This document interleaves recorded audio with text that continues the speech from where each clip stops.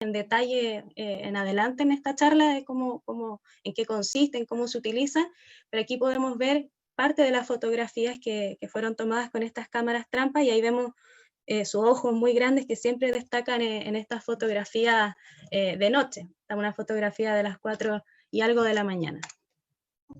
Y específicamente dentro de estos bosques templados, de los que nos habló Alfredo Saldaña en la charla anterior, tenemos también una de las mayores asociaciones del monito del monte en su hábitat es con especies de Nothofagus, como Nothofagus dombei, el coihue, asociado con quila, que es este bambú nativo que crece en estos bosques del sur de Chile. Esta es una imagen de cerca del sector de Panguipulli, en la región de Los Ríos.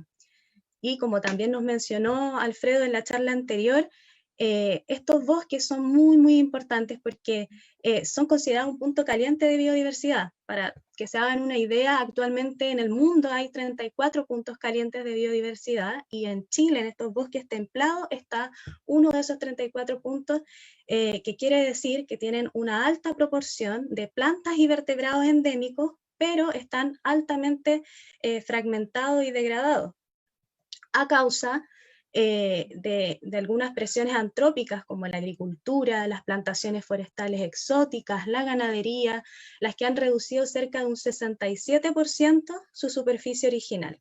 Como podemos ver en esta imagen del costado derecho de la pantalla, que compara la cobertura que había de bosque nativo hacia el año 1550 con la cobertura que había hacia el año 2007, como pueden ver en color verde se mostraba la cobertura nativa. Hacia el año 2007 se muestra mucho más fragmentada, pérdida de bosque nativo, como vemos en estas zonas más café, y lamentablemente estas presiones han provocado cambios importantes en la composición, es decir, en qué especies de flora, por ejemplo, tenemos, qué especies de árboles, en la extensión, como vemos en la imagen, es decir, en el área cubierta, en la cantidad de bosque que tenemos, y en la estructura de estos bosques, es decir, en cómo se organiza la vegetación dentro del bosque. Y esto puede afectar a especies que son altamente dependientes de esta estructura y de esta composición del bosque nativo, como es el monito del monte, que además tiene un importante rol dispersor de semillas, como vamos a mostrar en un ejemplo también más adelante. Estos bosques tienen una particularidad versus otros bosques en general en el mundo, de que las especies de flora dependen de unos pocos animales mutualistas para la polinización y la dispersión de sus semillas, y uno de ellos es el monito del monte en su rol de dispersador de semillas. Y antes se creía que el monito del monte solo habitaba en bosques nativos antiguos por estas características que estábamos viendo, de que es un animal arbóreo que requiere de ciertas características del hábitat nativo. Sin embargo, también se ha encontrado en hábitats secundarios como el Parque Catalapi, que son lugares donde zonas de este bosque nativo que ha sido perturbado en el pasado, como por ejemplo que antiguamente se taló el bosque, pero que actualmente están en regeneración o en restauración con especies nativas. Entonces son generalmente bosques con especies más jóvenes. También se ha encontrado en sitios de tala selectiva, es decir, bosque nativo que está siendo talado actualmente, y plantaciones forestales exóticas abandonadas, como plantaciones de pino y eucalipto, que también no están activas actualmente. Entonces, uno se puede preguntar, ¿cómo una especie tan particular como el monito del monte puede habitar en estas condiciones tan diferentes, y probablemente uno tendería a pensar que son tan hostiles como las plantaciones forestales? Y aquí vamos a ir armando entonces un esquema para ir comprendiendo qué elementos del hábitat son importantes y poder a través de la charla hacia el final poder ir respondiendo esa pregunta.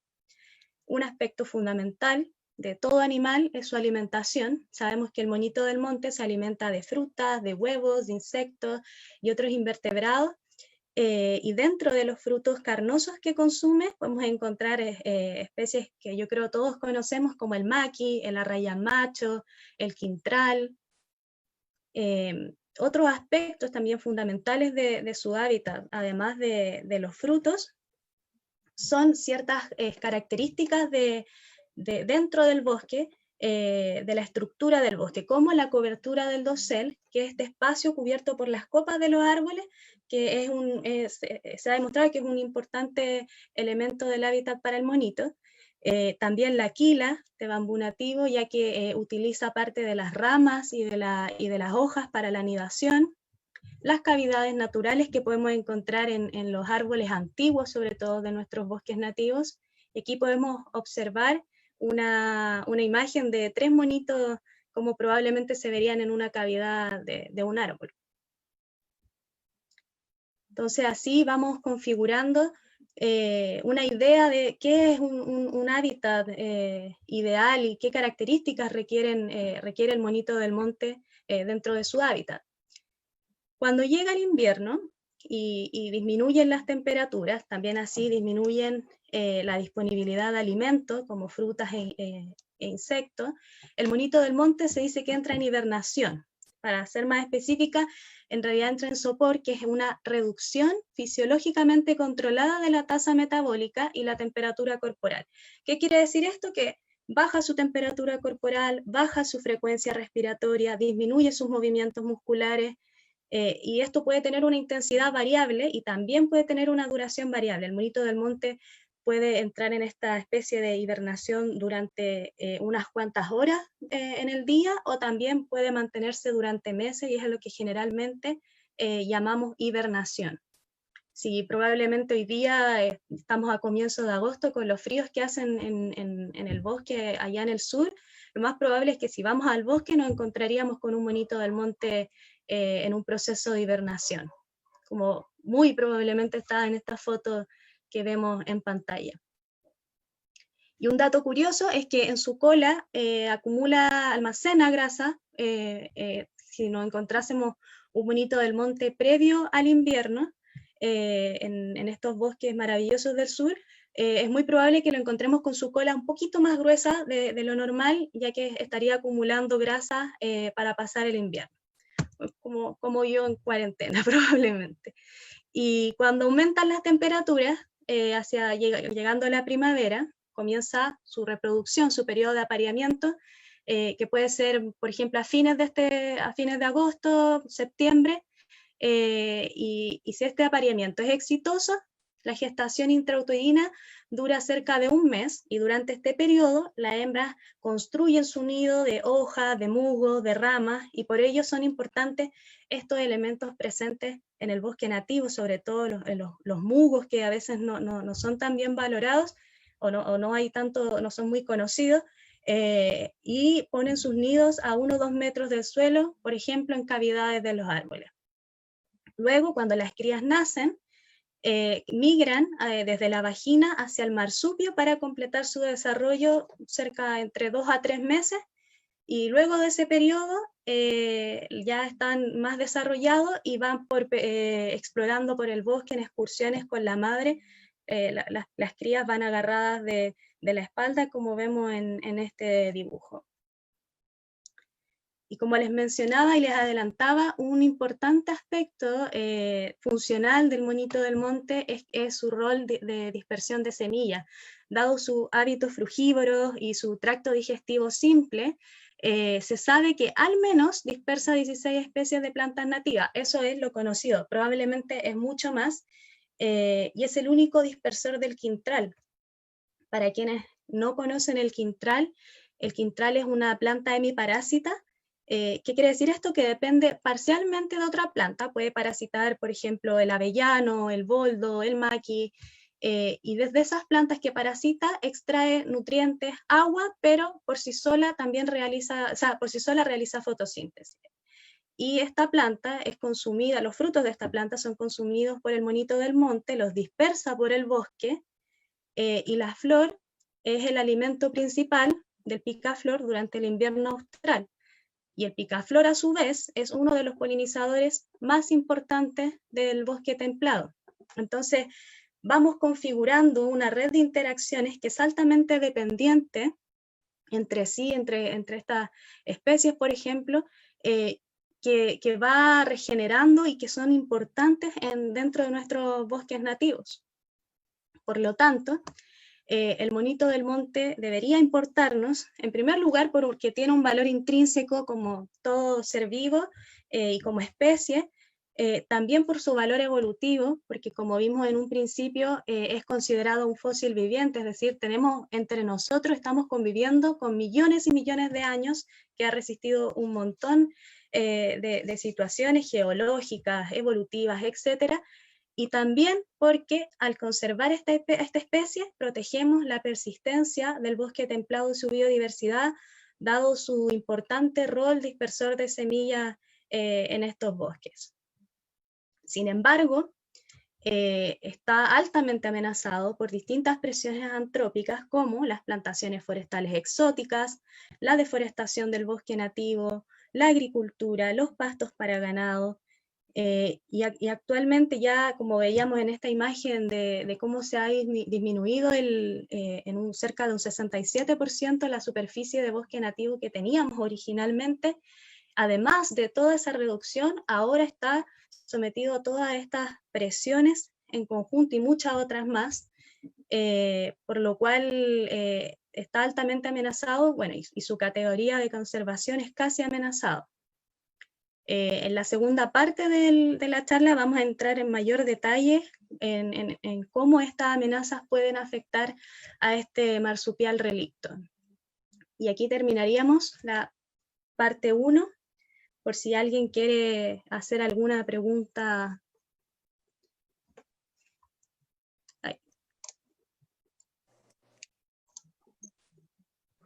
Gracias, Gloria. No tengo preguntas en Facebook. ¿Aló? ¿Puedo preguntar algo? ¿Aló? Sí, adelante. Espérate, voy a poner mi video. Mi nombre es Marcela. Aparte que en mi computador debe aparecer Pamela, pero es de mi hija, ¿ok? Te quería hacer una consulta. Nosotros somos de la 10ª región de Puerto Montt. ¿Me escuchan? Sí. Ya. Y tú hablaste de la alimentación del monito del monte y mencionaste ahí algunos frutos típicos y de aquí de la zona. Te iba a preguntar uno en específico que no sale allí, y me imagino que podrá estar considerado, que es la murta. Tengo entendido que sí. Porque yo solo mencioné algunos. Como ese fruto es de invierno, prácticamente, de mayo, ¿no es cierto? Por eso te quería como consultar, pero esa era como una de las dudas. Y la otra pregunta es, ¿cuánto ellos hacían estas cámaras trampa, o si tú tienes, cuánto ellos pueden moverse de un área? Ah, ya. No venía Gracias. preparado para esa pregunta, pero la tengo considerada. Tengo una diapositiva para eso. Respecto a la pregunta en específico, hablamos que se puede mover, lo que se ha calculado, este es un estudio de Francisco Fontúrbel, que se puede mover cerca de 1,6 hectáreas. Eso es el área total que puede recorrer el animal, el monito del monte. Eso es como igual es poco, porque es una especie muy pequeña, muy chiquitito. Ahí no sé si responde la pregunta. Sí, sí me respondes, absolutamente. Gracias. Bien. Tenemos 3 preguntas en el chat de Zoom, Gloria. Una es la que yo te hice hace unos días, que creo que hay un poco de esperanza detrás. Dice, ¿se podría asumir que donde hay quintral puede haber una comunidad de monitos de monte? Esa es la pregunta. Esa es la pregunta. Yo pensaría que sí, pero igual hay otros factores, como íbamos revisando en la presentación.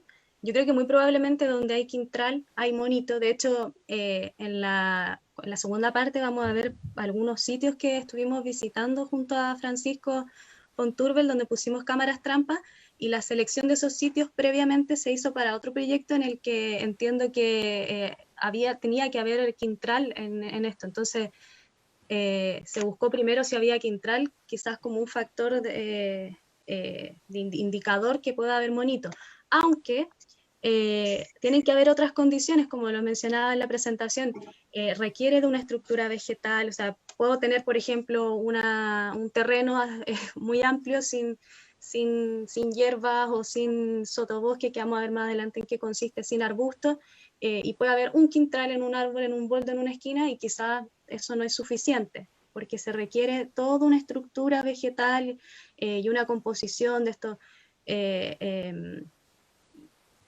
estructura que permitan la dispersión del monito y que también permitan el refugio, si hay bosque cerca.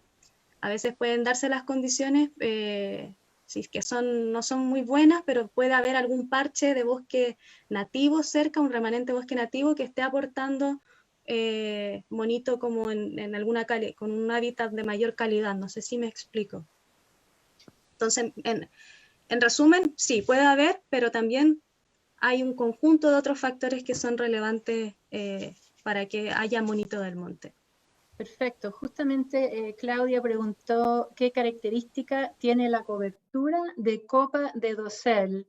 Y creo que esa la respondiste un poco y sé que lo vas a tocar más adelante. Tenemos un par de preguntas sobre su biología, digamos, ¿cuántas crías por año y si son varias camadas y cuántos años puede vivir normalmente un monito, Gloria? Para la pregunta de las crías, pueden tener entre 2 a 4 crías al año, porque, bueno, yo creo que está relacionado porque tiene también justamente la hembra 4 pezones bajo la bolsa marsupial. Y tienen entre 2 a 4 crías ahora cuando termina el periodo, cuando comienza y termina el periodo de apareamiento pronto en este año, por ejemplo. ¿Y cuál era la otra pregunta? Se me olvidó. ¿Cuántos años puede vivir? Más o menos. Pues lo que se sabe, yo no encontré estudios así como bien específicos, pero tengo entendido que un poco más de 2 años. Igual viven poquito, es un animal muy pequeño. Tengo entendido que un poco más de 2 años. Ya, perfecto. Puede ser 2 años y un par de meses, por ejemplo.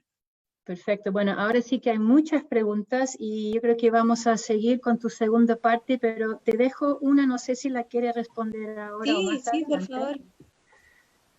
2 preguntas que tienen que ver con su evolución. A ver, la primera, ¿qué motivos habrá llevado a la extinción de las otras especies en su orden? Dice que como es el único que ha sobrevivido. Y otra que dice, o sea, ¿habría habitado algún momento junto con los dinosaurios? No. Bueno, voy a responder la primera pregunta. En todos casos, yo tampoco sé mucho de evolución. Yo me manejo más en lo que vamos a ver ahora en la segunda parte. Entonces, muchas preguntas probablemente no las voy a poder responder. Pero respecto a por qué se habrían extinguido las demás especies, y que también está relacionado con esto de, bueno, sí, un poco con esto de los dinosaurios, antiguamente, bueno, hace millones y millones de años, en toda esta zona que comprende Chile, no existía, por ejemplo, la cordillera de los Andes. El surgimiento de la cordillera de los Andes se fue dando de a poco en millones de años. El monito del monte resistió a todos esos cambios. Antes también hubo un periodo de glaciación que cubrió gran parte de los bosques del sur, y eso se fue, el proceso después se fue retrayendo los hielos. Hay hartos procesos entre medio, la verdad. Creo que tengo una diapositiva, justo. Esta diapositiva tenía pensado por si alguien preguntaba otra cosa, pero aquí hay un resumen de algunos de los aspectos que pueden haber afectado a sus otros congéneres a otras especies del mismo orden o a sus ancestros, por ejemplo, la división de Gondwana, que bueno, eso es parte de lo que mencioné en principio, el enfriamiento de los bosques patagónicos, el surgimiento de la cordillera de los Andes, la edad del hielo, que es la parte de lo que les mencionaba, y estos ya que son cambios más actuales. A todo eso ha resistido esta especie. Entonces supongo que no todas pudieron tener la misma capacidad, pero es una respuesta bien somera porque no soy experta en el área evolutiva.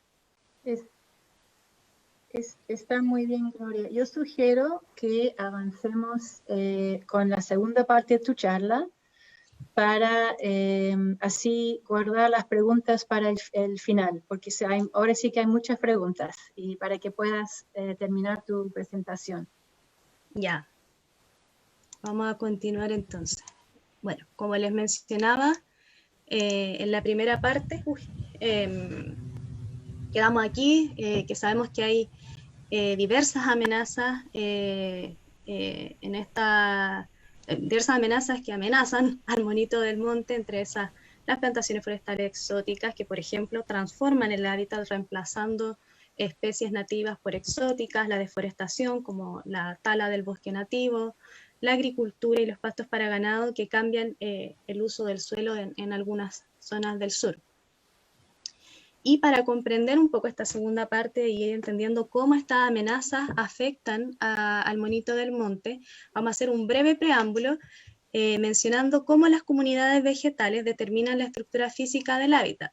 Esto quiere decir cómo se configura un espacio tridimensional en que la vegetación es un factor clave para la abundancia de animales del bosque. Si nosotros vamos al bosque, podríamos categorizar, podríamos estratificar a distintas alturas y podríamos clasificar distintos tipos de vegetación, distintos estratos. El estrato del dosel, donde encontramos las copas de los árboles grandes, como este árbol como el coihue que veíamos en la primera parte de la charla.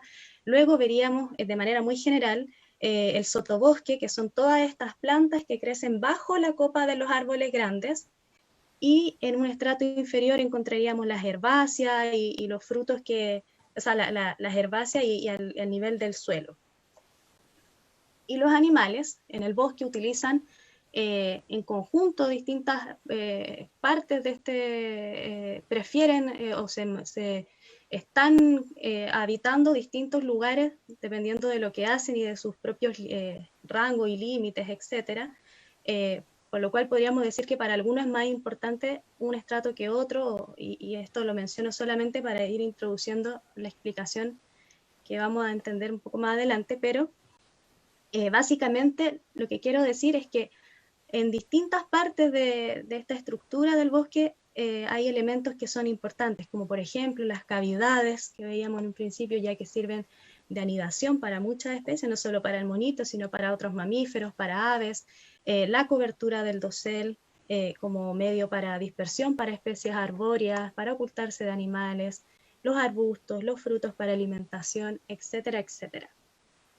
Pero la composición y la estructura del bosque nativo están siendo amenazados, como veíamos, por plantaciones forestales exóticas que transforman el hábitat, ya que tienen una composición diferente al bosque nativo. Generalmente son especies exóticas como el eucalipto,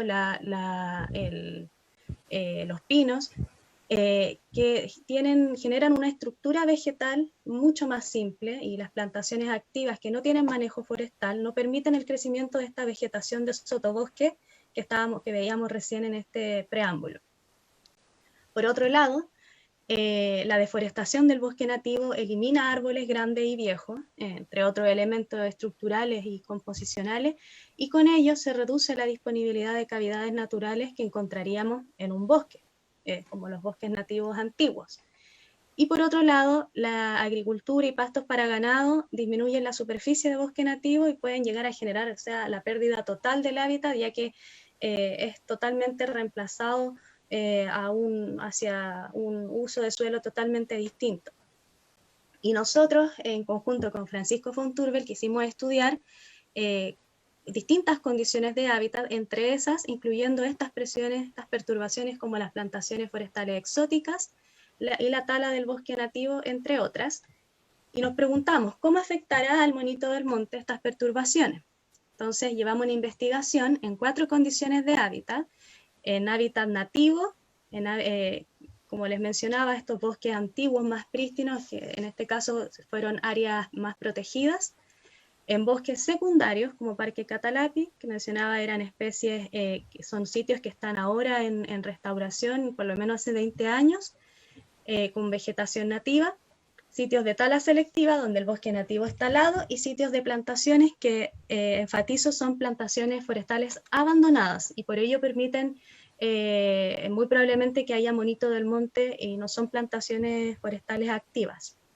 Y entonces podríamos generar un gradiente de perturbación desde aquellas condiciones menos perturbadas hasta aquellas condiciones más perturbadas. Entonces, teniendo un poco este esquema en mente, decidimos medir cómo variaba la abundancia de monito del monte, es decir, cuántos individuos podemos encontrar en un determinado lugar entre estas distintas condiciones, cómo variaba, y nuestra hipótesis era obviamente que a mayor perturbación, donde la estructura vegetal es más simple, deberíamos encontrar menos cantidad de monitos. Entonces, visitamos distintos sitios de estudio en un rango de norte a sur de 450 kilómetros, abarcando la mayor parte de la distribución del monito del monte, y también que coincide en gran parte también con la distribución de los bosques templados del sur. Aquí podemos ver distintos puntos, entre eso está Parque Catalapia en esta zona cercana a Puerto Montt, y visitamos estos distintos sitios, entonces, que algunos eran de tala selectiva, de plantaciones abandonadas, de bosques secundarios y bosques nativos. Y para ello utilizamos cámaras trampa, que son cámaras muy similares a las cámaras fotográficas que utilizamos para sacar fotos, pero que se instalan en el bosque, están obviamente diseñadas para el estudio de fauna silvestre, tienen un sensor de movimiento y nosotros las dejamos programadas en modo fotográfico. De manera que cada vez que había un movimiento frente a la cámara tomaba una foto. De repente se podría mover una rama y la cámara tomaba una foto. Y para atraer al monito, que era nuestro objetivo, dejamos una rodaja de plátano fresco frente a la cámara trampa, de manera de que se acercara a consumirlo y entonces la cámara tomase una fotografía. Y dejábamos estas cámaras en el tronco de un árbol a 1 o 2 metros del suelo, que es el área donde más podemos encontrar monitos. La dejábamos por un mes y luego volvíamos, la veíamos, revisábamos las memorias, y al meter las memorias al computador, bueno, esto es parte de lo que les decía en ese esquema de dibujos en real, cómo se pone la cámara trampa, la rodaja de plátano fresco. Aquí vemos otra imagen, ahí tiene el sensor de movimiento, porque como el monito además es una especie nocturna, un animal nocturno, quiero decir, de noche esto tiene un sensor infrarrojo para poder detectar el movimiento. Y ahí igual esto, debo admitir que era bastante contundente esta rodaja de plátano para el monito del monte. Era un poco más de lo que quizás debería ser. ¿Y qué es lo que veíamos cuando íbamos a buscar las memorias de estas cámaras y las retirábamos? Veíamos imágenes como estas, que son de Parque Catalapi. Vemos en secuencia el monito aquí llega al plátano, llega, se acerca, huele y se va. En otras imágenes tenemos el monito haciendo muchas otras cosas, consumiéndose el plátano, entre otras, y también tenemos otros visitantes. Pero en resumen, esta es la manera en que investigamos y contábamos cuántos monitos encontrábamos, bajo esta hipótesis que teníamos. ¿Y qué encontramos? Comprobamos que efectivamente a mayor grado de perturbación, yendo desde áreas más prístinas, por así decirlo, hasta áreas más degradadas, encontrábamos que efectivamente disminuía la abundancia de monito del monte. ¿Qué quiere decir esto? Que a pesar que podemos encontrar monito del monte en aquellas zonas como plantaciones forestales abandonadas, de todas maneras hay mucho menos en abundancia que lo que podemos encontrar en bosques nativos. O sea, no es tan como, bueno, es eso finalmente, que hay mucho menos que en nativo. Entonces surge la pregunta, ¿cómo podemos explicarnos su presencia en condiciones que por ahí podemos considerar no tan favorables? Y una de estas explicaciones puede estar asociada al sotobosque, como les mencionaba en el comienzo de esta segunda parte, ya que provee alimento, follaje y estructura para estos animales como el monito del monte, y entonces el sotobosque podríamos encontrar como un factor común entre estas distintas condiciones que son bien diferentes. Y ahora entonces nos podemos preguntar, ¿cómo podemos encontrar plantas nativas, como por ejemplo el maqui, en áreas perturbadas como las plantaciones? Y lo que sabemos es que plantas de este tipo son intolerantes a la sombra. ¿Qué quiere decir esto? Que les gusta mucho el sol, en resumen. Y justamente en las plantaciones hay una mayor abertura del dosel, entonces hay una mayor entrada de luz, por los cuales estas plantas intolerantes a la sombra y con frutos carnosos pueden ser comidas por el monito del monte, y entonces el monito del monte puede verse atraído hacia estos lugares menos por así decirlo, menos prístinos, menos cercanos a lo que es su hábitat natural, para consumir estos frutos.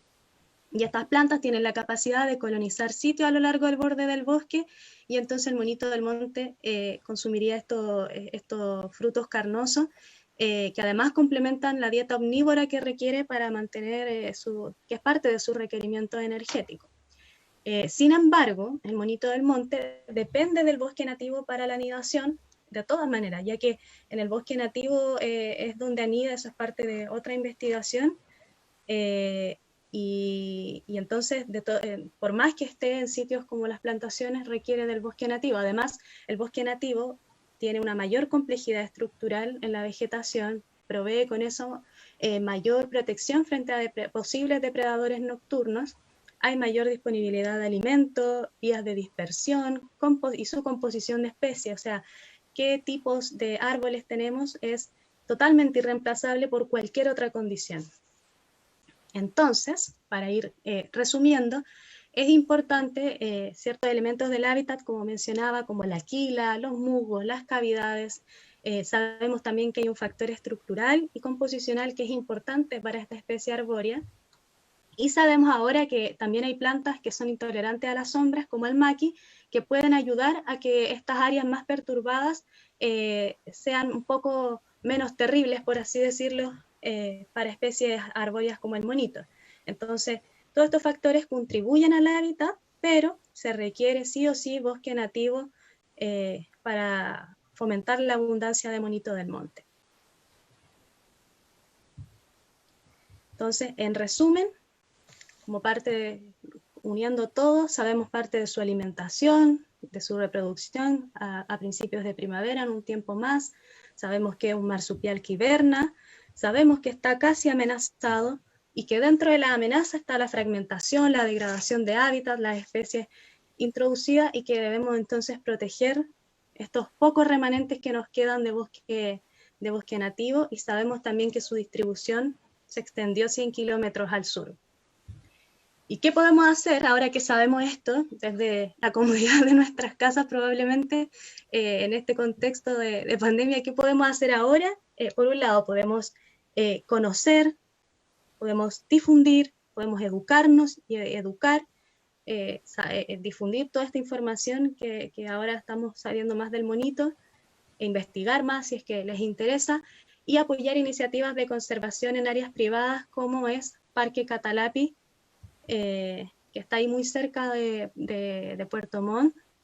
Y esta es una imagen que yo tomé en uno de los terrenos y me llamó mucho la atención. Me parece que era un monito del Monte Títere. Pero bueno, ahí dejo la página. Parque Catalapi es uno de los puntos donde instalamos cámaras trampa, y hay que apoyar estas iniciativas de conservación en áreas privadas, porque si bien tenemos iniciativas de conservación en áreas protegidas públicas como los parques, estos parques nacionales, gran parte de la conservación está dependiendo también muchísimo de las áreas privadas. Muchas gracias. Super, Gloria, muchas gracias. Tenemos ahora sí muchas preguntas. Y a ver, déjame prender mi cámara. Muchas gracias por la excelente charla. Seguramente van a ver, yo creo que como estamos aquí todos, voy a leer las preguntas que hay, pero después si alguien quiere preguntar con vos desde el Zoom, Diego está felicitándote. Yo creo que todos podemos felicitar a la Gloria por esta excelente y muy interesante y muy bonita presentación. Tengo varias preguntas, Gloria, sobre los hábitos del monito. Una muy interesante, ¿a qué se debe, pregunta Jason, que el monito del monte sea el único dispersador, creo que es dispersor, ¿no?, de quintral? ¿Ningún otro animal le gusta sus frutos o hay algo especial en el tracto digestivo del monito? Eso viene del Facebook.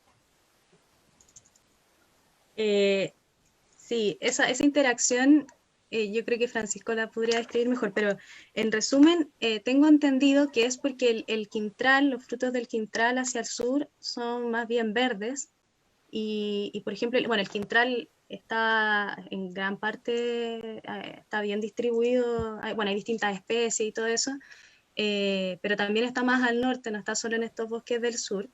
Y por ejemplo, en la distribución más al norte, el quintral, los frutos son rojos y al parecer las aves pueden distinguir el fruto por el color, y mientras que más al sur, el fruto del quintral es más bien verde y entonces no hay esta distinción cromática, no hay este contraste cromático con el bosque, por ejemplo, y al parecer no es detectado por las aves, y, por lo tanto, y el monito, como tiene otras capacidades y es otro tipo de animal, sí lo puede encontrar.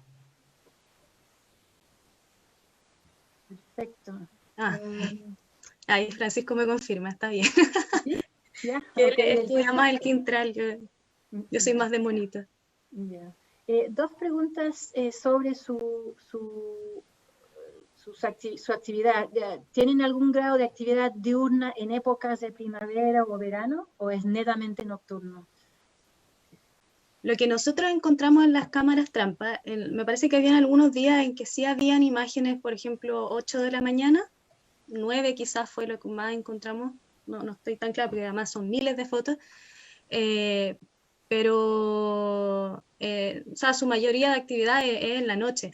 Puede que hayan registros, no sé, supongo que puede haber alguna anécdota de alguien caminando por el bosque que se encontró con un monito, pero su actividad, digamos, como por su ecología, es nocturna, salvo alguna excepción que salga de día, pero al menos en las cámaras trampa, todas las cámaras tenemos registro nocturno. El monito del monte está activo en promedio de 7 a 7, para que lo recuerden, no sé, nota máxima, de 7 de la mañana, o sea, de 7 de la noche, 19 horas, hasta 7 de la mañana. Ese es su mayor patrón de actividad, ahí se concentran sus actividades.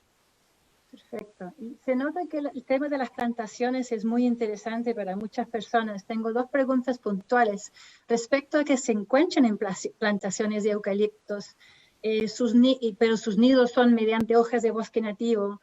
¿Qué significa su presencia en plantaciones? ¿Van solo para buscar alimento y vuelven a dormir en el bosque nativo? Esa es una. Y otra persona que pregunta si es posible considerar que su presencia en plantaciones sea un indicador de adaptación e incluso evolución, pregunta. Sí, respecto a la primera pregunta, siempre me gusta enfatizar que son plantaciones forestales abandonadas, las que nosotros estudiamos.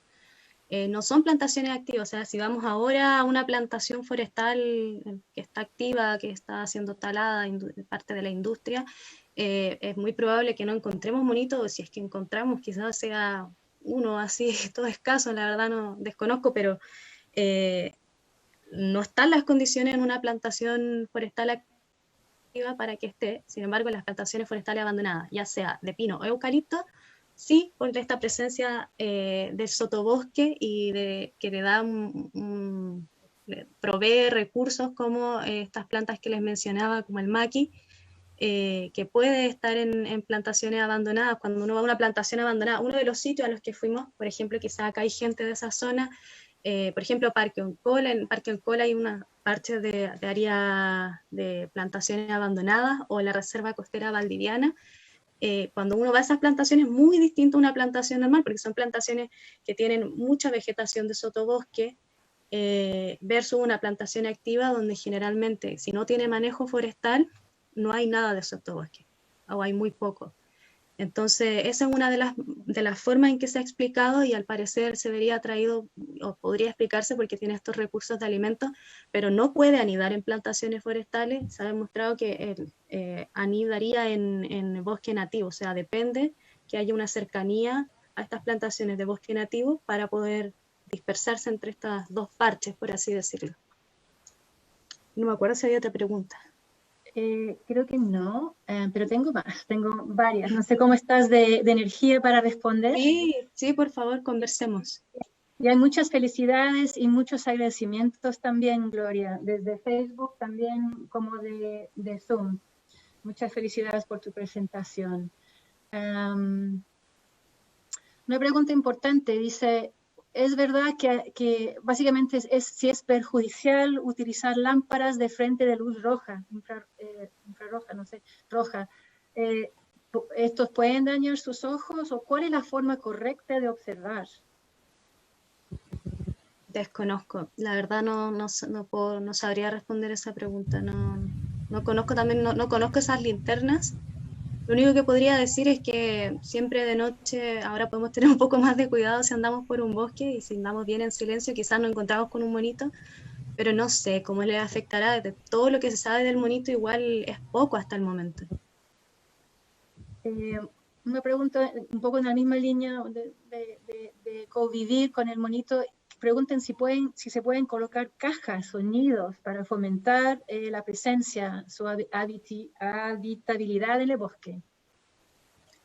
También desconozco, no sabría responder esa pregunta. Perfecto. No me atrevo. Bueno, es bueno ver que los científicos tampoco lo saben todo, ¿cierto? Y que las ciencias son preguntas eternas, en el fondo. Sí, totalmente. Se hace una investigación y genera muchas más preguntas que respuestas. Así es. María Teresa pregunta, ¿cuál es su depredador más directo? Tú mostraste un Tengo zorro. una diapositiva para eso, voy a compartir. Tengo un anexo. A ver. Ve mi pantalla, ¿cierto? Ay, hago clic y no avanza. Sí, lo vemos. A ver, mire, de otra forma. Parece que se quedó pegado. Esperen. Ahí está. Aquí tengo parte de los depredadores. Está la especie aves nocturnas, como el concón. Creo que varios lo habrán escuchado de noche, que su canto es bien terrorífico, a mi gusto personal. Gatos como la huiña y otros felinos. Aquí estos los puse de ejemplo solamente, y zorros. Esos son sus principales depredadores conocidos. ¿Sabes qué, Gloria? Me gustaría insertar una pregunta mía, ya que mencioné los felinos. ¿Son los gatos domésticos una amenaza al monito? Desconozco, no sabría responder directamente a esa pregunta porque al parecer no hay un estudio específico para monitos, pero sí se está estudiando mucho el efecto de la fauna doméstica en general, no solo los gatos, también los perros, sobre todo los perros asilvestrados, en áreas protegidas y también, en el bosque nativo no protegido. Al parecer o sea, al momento se ha visto que son bastante perturbadores para la fauna nativa, traen muchas consecuencias negativas, pero al menos en monito del monte no sé si se ha estudiado específicamente para monitos, sé que se ha estudiado en general para micromamíferos del bosque y para algunas especies nativas particularmente. Muy bien. Tengo más preguntas. Una bonita. ¿Cómo se distinguen los individuos en las fotos de la cámara trampa?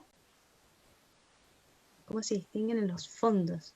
Los fotos, cuando tú, los individuos en las fotos. Ya, mira, les voy a mostrar, creo que tengo otra diapo. Acá hay más imágenes, estas son de otros lugares donde se instalaron las cámaras trampa. Aquí podemos ver en esta foto de este costado izquierdo abajo, notan que, bueno, primero sus ojos son muy grandes, vamos a ver en otra imagen después de esta diapositiva, que en los ratones, por ejemplo, no es así, es muy pequeñito y como les mencionaba en la primera parte de la charla, tienen una cola que es mucho más ancha en la base. Los ratones en general como que la cola parte así, está la zona trasera del animal y está la cola. Y en caso del monito del monte, esto es como una transición más triangular, por así decirlo. Y también se nota bien como esta zona oscura del pelaje alrededor de los ojos y su oreja más redondeada. Y aquí vemos otras imágenes, por ejemplo, aquí tenemos un ratón o rata, no sé cómo se les dirá, pero no es monito del monte claramente, pueden ver, miren, su cola es más bien recta, más homogénea, no parte más ancha de la base, sus orejas son más grandes, no tiene bueno, este animal además es mucho más grande, acá me parece que es el mismo en las dos fotos, pero en distintas ramas. y sus patas también acá son muy grandes. Hay otros hay micromamíferos nativos que son mucho más pequeños que este, pero también se nota esa diferencia con el monito en la forma de la cara. El monito además tiene la cara como mucho más agudizada, y esas diría que son las principales diferencias para distinguir. Obviamente también teníamos otros visitantes como aves, como el chuncho, el picaflor, el chucao, y ahí obviamente no hay duda, pero en cuanto a mamíferos, por ahí podía ser un poco más difícil distinguirlo. Sí, en realidad cuando uno ve el ratón es súper clara la diferencia. Ahora, la pregunta específica, Gloria, es, ¿tú logras distinguir individuos, o sea, monitos diferentes en tu estudio por las cámaras? O sea, llegó Alfredito, llegó Pablito, no sé, entre los diferentes animales, individuos, ¿se pueden diferenciar? No, respuesta rápida no, porque puede ser que yo vea una imagen, no sé, a las 4 de la mañana, veo una imagen y después a las 5, 4 y media hay otro y quizás el mismo que anda dando vuelta en la misma rama, por ejemplo. Pero para fines de estudio y los análisis, lo que se hace, como todo otro método de observación y de análisis general en ecología, siempre tiene un margen de error. No es posible distinguir un individuo de otro, yo no lo puedo asegurar por una simple imagen, y como no se puede asegurar ese sesgo, ese margen de error, nosotros lo que hacíamos era dejar un criterio en el que animales que aparecían cada una hora los consideramos diferentes.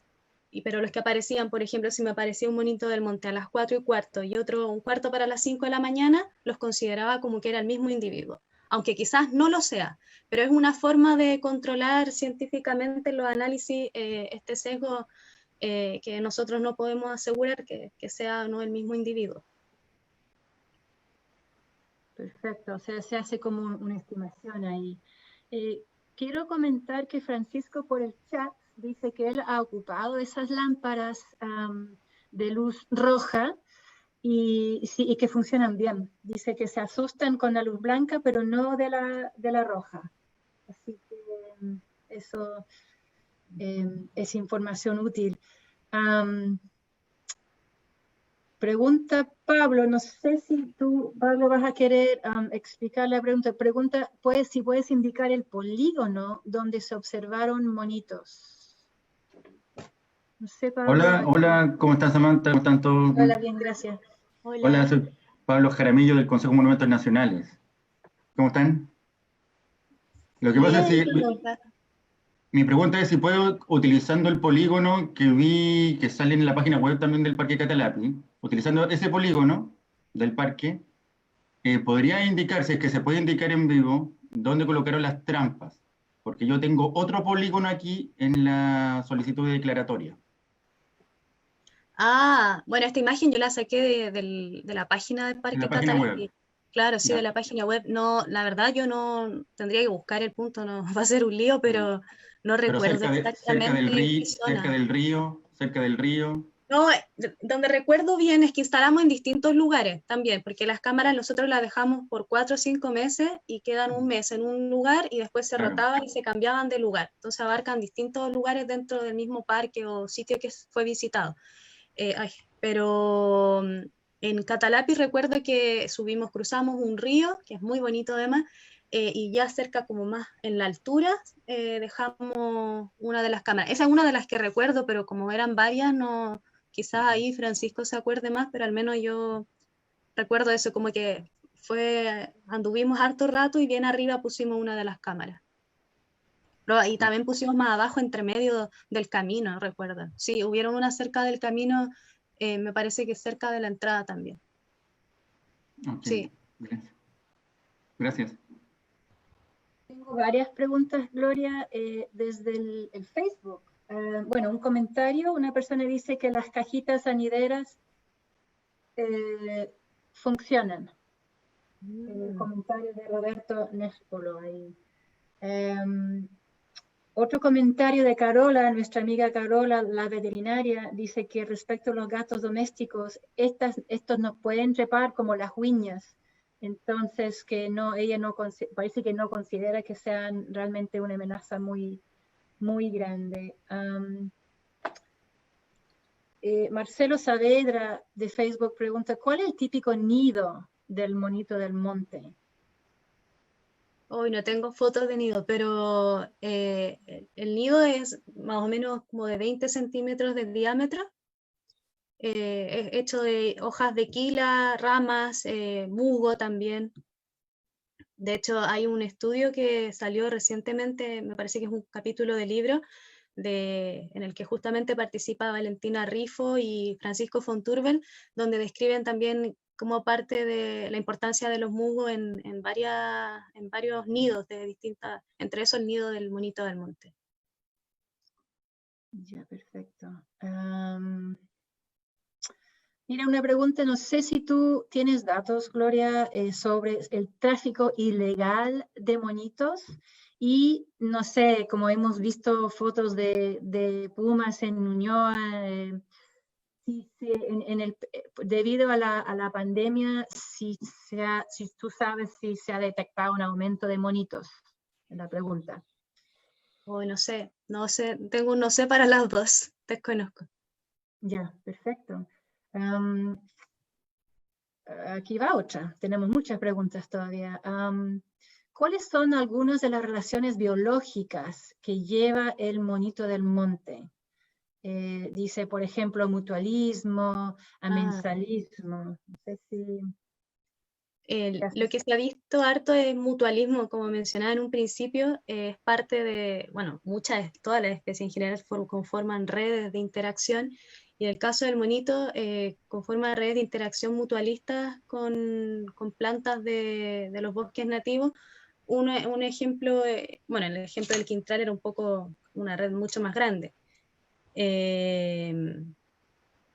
Pero podría decir que la del quintral es un ejemplo, no sé qué otro ejemplo bien poner, me parece que tenía una diapositiva, estos son todos por si acaso alguien preguntaba, pero ahí van a ver un montón de cosas, disculpen. Me parece, aquí justo estaba al final, ay, terminé de compartir pantalla.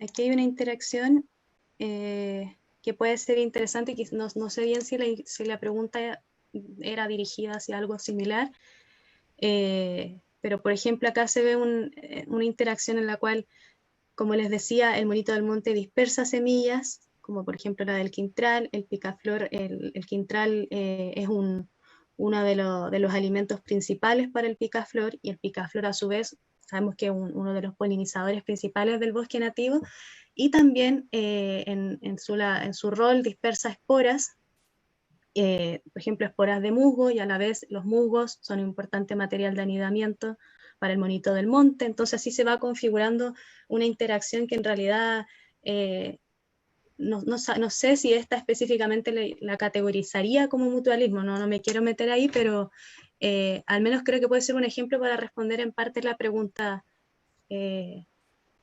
La pregunta. Súper. Gloria, ¿hay diferencia entre macho y hembra como para diferenciarlas? Bueno, aparte de lo reproductivo en sí, la bolsa marsupial, que está en el caso de la hembra, que esta bolsa que tiene en la zona abdominal, donde se terminan de desarrollar las crías, no sé si existe otra diferencia morfológica, la verdad. Perfecto. Y hablando del marsupio, alguien pregunta, ¿cuánto tiempo pasa en el marsupio? Como 2 a 3 meses. Igual todo esto que digo son cosas muy categorizadas, puede variar dependiendo también de las condiciones ambientales. Pero yendo a la diapositiva para esa pregunta. Ay, creo que está por aquí. Pero eso, después de que las crías nacen por la vagina de la hembra, emigran hacia el marsupio, que es esta bolsita abdominal. Y ahí las crías completan su desarrollo durante 2 a 3 meses. Y esto puede ser, por ejemplo, si la gestación, si el periodo de apareamiento fue ahora a fines de agosto, después pasa un mes, pongamos septiembre, es decir, en el verano ya podríamos ver a las hembras con sus crías, después de que estuvieron un buen tiempo en el marsupio.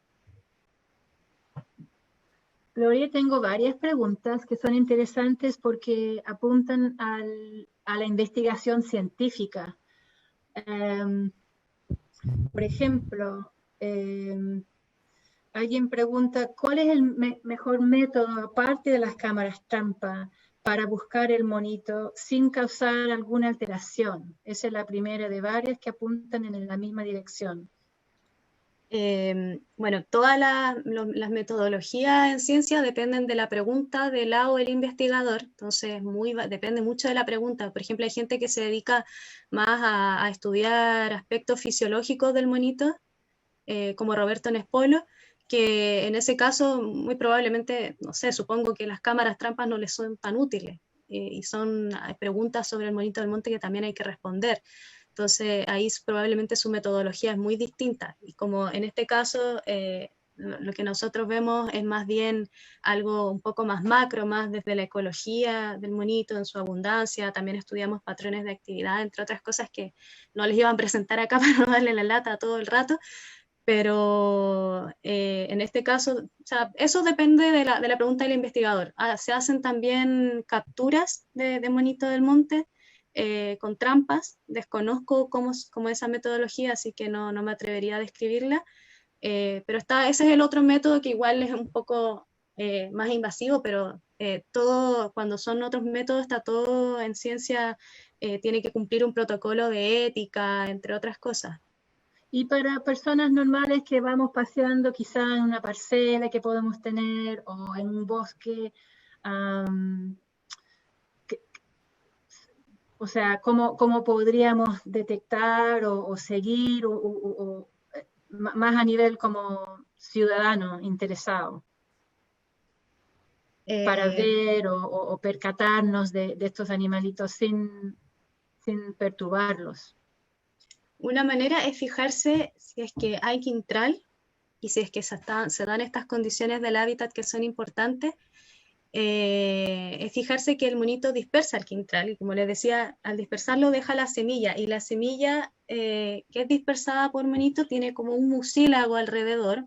No tengo una imagen para mostrarla, pero en terreno lo vimos en algunos de los puntos donde pusimos cámara. Encima de una rama, por ejemplo, encontrábamos 3 semillas, y la semilla del quintral es muy pequeñita, y la veíamos como cubierta de un mucílago adherida a la rama. Esa puede ser una manera, si ustedes después buscan y investigan cómo es la semilla del quintral, y la ven bien, no sé, la tienen ahí en sus celulares, y van por el bosque, pueden ir fijándose en eso. Eso yo creo que es una manera indirecta, quizás, de saber si por ahí pasó monitos, si por ahí hay monitos.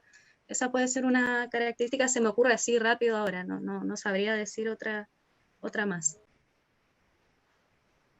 Bien, y alguien pregunta, Gloria, ¿cuál es el promedio de distancia que recorren los monitos durante su vida? Dice, pero no sé si, o en un día, por ejemplo, si se mueven siempre cerca de su nido o si son nómades, pregunta.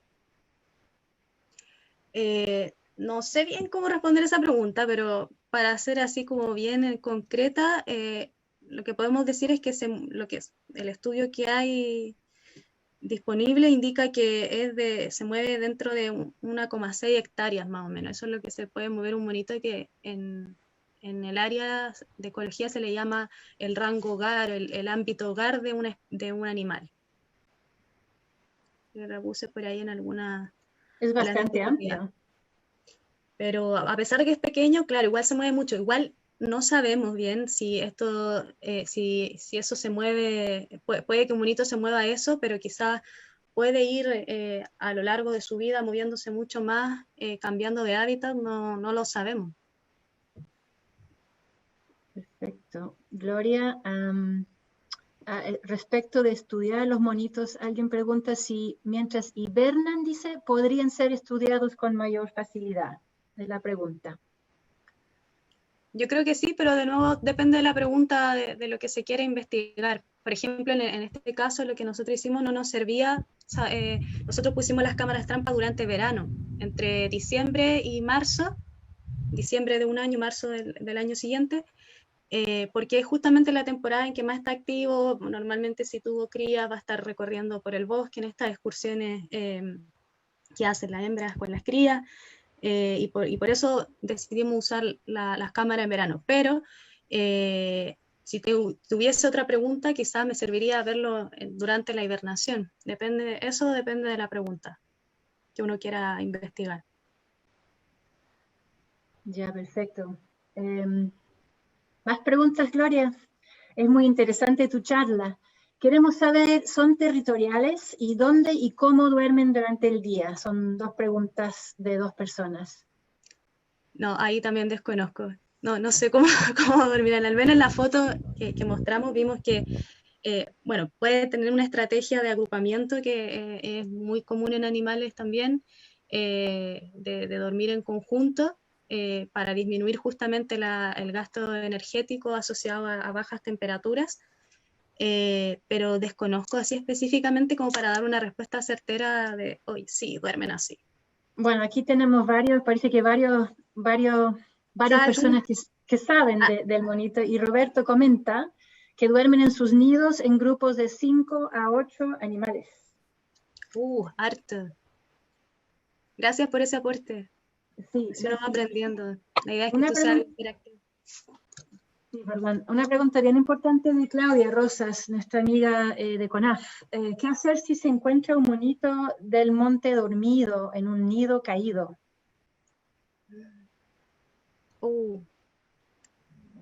Yo creo que lo mejor es no intervenir mucho, pero si está caído el nido, qué difícil pregunta. Quizás alguien de... Bueno, ahí está Roberto, Roberto, no sé si tú quieres participar. Sí, quisiera... Hola, ¿qué tal? ¿Cómo están?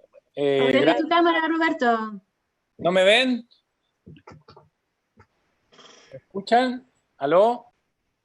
Sí, se te ve y se te escucha, sí. Perfecto. Gloria, súper interesante tu charla. Sí, solamente para decir que hemos encontrado que los animales cuando están en sopor, en hibernación, en invierno, están en un estado de depresión metabólica que cuando despiertan, y muchas veces pasa, la gente los saca de su madriguera justamente en el sur porque cortan leña y los encuentran en grupitos. La gente cree que están como medios muertos y los revive en la casa. Bueno, eso los mata. Tienen un desbalance nutricional. Durante la hibernación se reduce enormemente la cantidad de intestino, músculo, y si el animal despierta de golpe, ese desbalance generalmente les provoca un trastorno hipertérmico y mueren. Entonces, lo que estamos tratando de hacer ahora con SAC y con AF es hacer una red de colaboración para que justo en esta época empiece a ocurrir que aparecen las noticias de que se liberaron monitos del monte, por ejemplo, en San José de la Mariquina o alguna parte, y esos animales van a buscar alimento y probablemente mueran después. Entonces queremos generar una red de colaboración en la cual nos contacten para nosotros dar algunas instrucciones de cómo mantenerlos, y además tenemos un centro de rescate de fauna que es la Universidad Austral de Chile, en los cuales nosotros podemos recuperarlos y hacerlos entrar de nuevo en este sopor. O sea, el animal, si se despierta en la mitad de la hibernación, lo primero que hay que hacer, porque a veces se caen, la gente los recoge, es mantenerlos en frío. No calentarlos y no darles comida, porque eso ciertamente les puede provocar un daño muy grande. Entonces, por eso quise meter la cuchara, porque es algo que acabamos de descubrir con mediciones de resonancia magnética en animales hibernando, y es un efecto muy fuerte que tiene. El animal de invierno es completamente distinto al animal de verano. Es más chico, es más reducido, tiene un metabolismo deprimido. Así que solamente eso y chao, gusto de verlos. Gracias. Muchas gracias, Roberto. Y, bueno, de hecho, tengo un par de preguntas del Facebook, pero yo creo que a estas alturas, si la gente quiere después prender su cámara y conversamos un poco, Gloria, no sé qué te parece.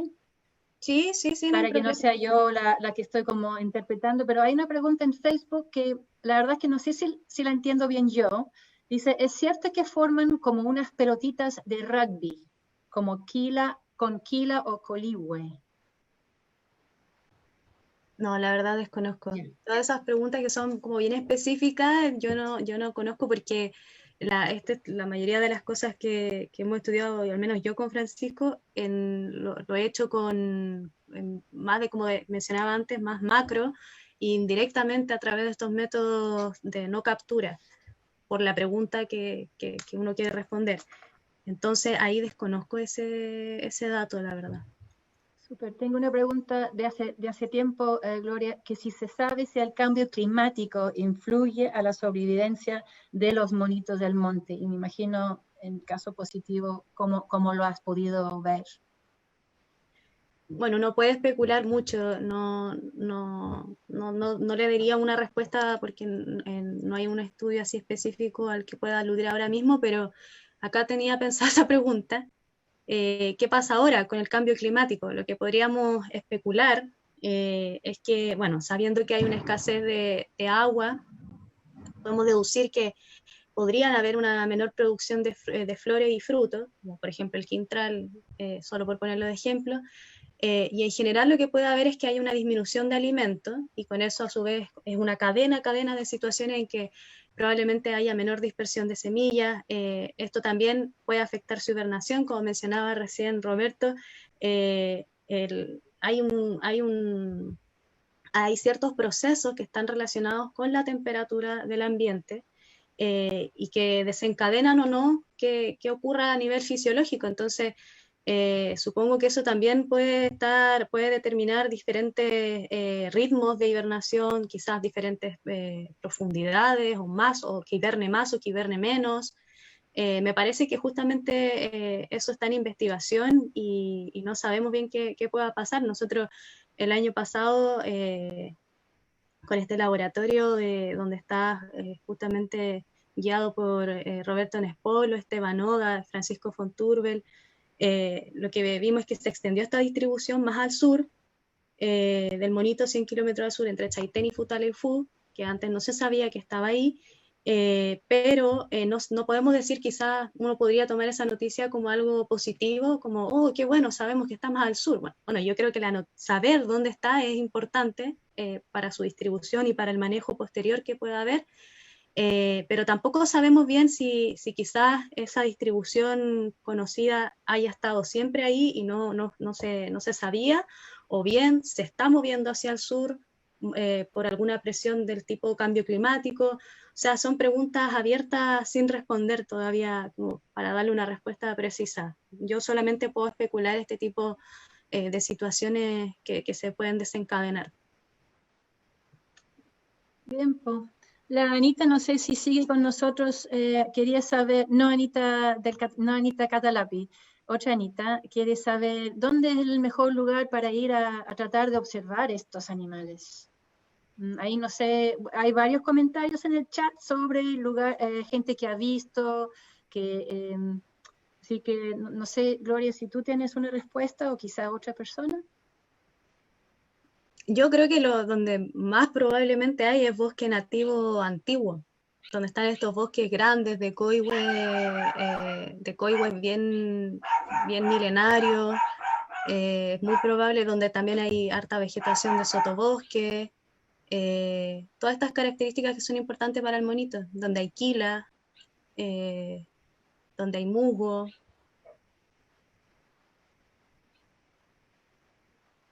Perfecto, y en el horario que tú mencionaste, de 19 a 7 de la mañana. Sí, de 7 a 7 y bueno, sabe que la hora de mayor actividad es cerca de las 2 de la mañana. Entonces supongo que si alguien quisiese observar sin perturbar su hábitat y sin tomarlo, y ojalá que fuese así, bueno, si es que lo encuentra, yo he tratado cuando he estado en el sur y nunca he visto un monito, he hecho todo lo posible y no, sin intervenir obviamente, he tratado de observar y bueno, son especies nocturnas que tienen toda esta capacidad de detectar los movimientos, tienen muy desarrollado la visión, el olfato. Entonces supongo que quienes lo han visto han sido verdaderos y verdaderas privilegiadas.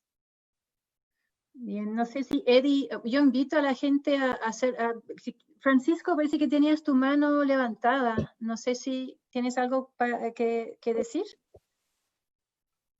Hola a todos. Hola Francisco. Primero que todo, Gloria, fantástica la charla. Creo que ha sido muy útil para la gente conocer todo esto del monito.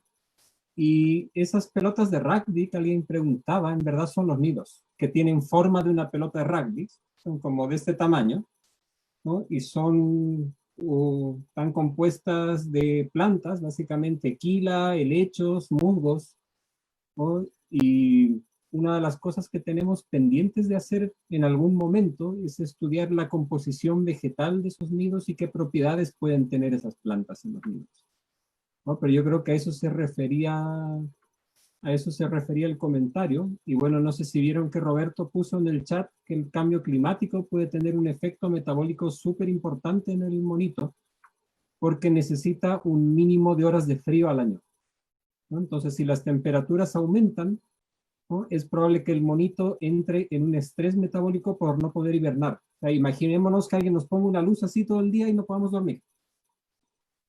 ¿Sí? Entonces, eso por un lado, y por otro lado, nosotros tenemos datos de años de sequía en que la disponibilidad de frutos se reduce drásticamente, ¿no? Pasamos de un par de miles de frutos por planta a 10 o 12 frutos por planta, ¿no? Una reducción de más del 90% de los frutos, ¿no? Y eso también tiene una incidencia fuerte sobre el monito porque su comida de verano se reduce drásticamente, ¿no? Entonces, si bien ellos pueden comer huevos, pueden comer insectos, ¿no?, también necesitan comer una buena cantidad de frutos durante el verano para acumular reservas para pasar todo el invierno, ¿no? Entonces, ese puede ser un efecto indirecto del cambio climático, ¿no?, que nosotros lo hemos visto en la Reserva Costera Valdiviana, en que hay una caída muy grande de la producción de frutos por la sequía, y eso los años siguientes nos lleva a una menor detección de monitos en las cámaras, ¿sí? Y ese efecto dura por lo menos un par de años, ¿no? Entonces, el tema del cambio climático y las especies, la respuesta a las especies es bastante más complicada de lo que nosotros podríamos pensar. Gracias Francisco, gusto en verte. Gloria, alguien en el chat del Zoom pregunta si puedes hablar un poquito sobre la relación del monito con el coihue, dado que ambos son especies de la época del Gondwana. Creo que igual someramente lo mencioné, claro, se asocia el monito a estos bosques justamente de coihue con quila, que se sabe que son una asociación estrecha desde tiempos milenarios, desde hace muchos millones de años, y solamente creo que recordar lo que mencionaba, reiterar lo que mencionaba, por ejemplo, ahora Francisco Fonturber, que la quila es utilizada para la anidación. Muchas veces vemos muchas imágenes de la clásica imagen del monito tomado de un palito de la quila, de una rama. Es importante para la dispersión porque trepa por la quila, es importante para la anidación porque utiliza su hoja para los nidos, y al parecer sería una asociación que es parte de este pedacito de hace miles de millones de años que tenemos ahora en el presente. No sé si podría aportar más respecto a eso. Creo que ahí respondo en parte la pregunta, no sé si iba por ahí. Si era más evolutiva, tampoco sabría decir, no sé, no entendí bien si iba por ahí. No, yo creo que está bien respondida la pregunta, muchas gracias. Yo creo que dejemos un minuto, 2 minutos, si hay más preguntas, son casi 6:30. Invito a los participantes en Zoom de hacer sus preguntas, si gustan.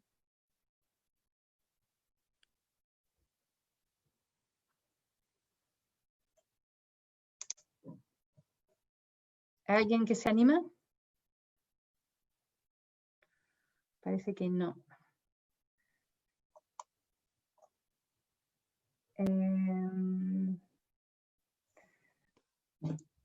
A ver. Yo creo que eso sería en el chat. Hay muchas preguntas más, pero yo creo que más básicamente tú has respondido, Gloria, a casi todas. Y bueno, comentarte que en el Facebook tuvimos cerca de 40 personas, nuestra sala Zoom se llenó, así que hubo mucho interés en tu charla y sin duda hay mucho interés en este animal y agradecemos mucho a ti y a Francisco de compartir con nosotros los resultados de tu investigación y tus pensamientos. Claramente queda mucho más que aprender. Sí, muchas gracias a ustedes, a Parque Catalapi, por la invitación. Gracias a todas las personas que nos están viendo y a Francisco y Roberto que hicieron de esto algo mucho más especializado respondiendo a las preguntas ya desde su expertise. Así que muchísimas gracias y bueno, ahora que sabemos un poco más, bueno, y quienes ya sabían un poco del monito, supongo que lo tendrán más en mente para poder aportar a su protección. Bien, pues muchas gracias a todos y todas y espero estarlos viendo en las próximas charlas que avisaremos. Muchas gracias. Gracias. Gracias. Gracias. Muchas gracias, excelente la charla. Gracias, Gloria. Muchas gracias por todo. Gracias. Chao. Estén Gloria. bien. Muchas Gracias. Chao. Gracias. Sí, Gloria. Muchas gracias. Gracias.